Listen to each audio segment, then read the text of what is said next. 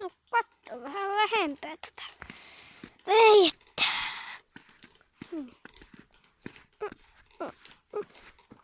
Aha. Aatte vähän ja tunnin. Okei. Semmosta. Sisäpuolelta. Laitan puhelimen. Joo, vaikka.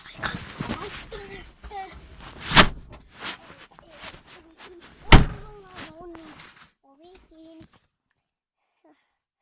Noin. Sitten. Vähän mittarista. Siellä. Ratti. Niinku tosta haljennut. Teippi ei luettu. Aukee.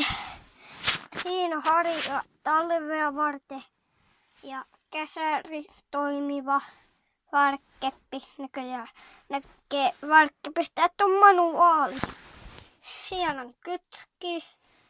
Toinen kytki. Näin. Näin. Ja työtystä vielä mankka.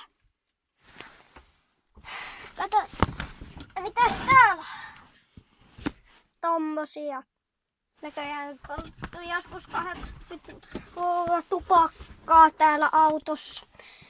Mä en oo kalvotettu vähän tätä autoa. Näin.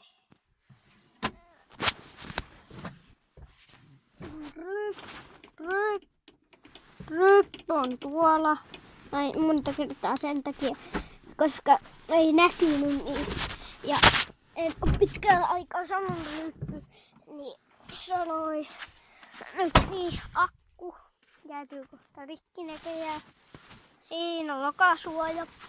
Toivottavasti kalvoa laitettu. Kalvoa niin kuin sanoin. Kalvoa. Siellä on vielä numero kalvoa. Sitten kalvoa. Ja Suzuki Turbo. Ja Suzuki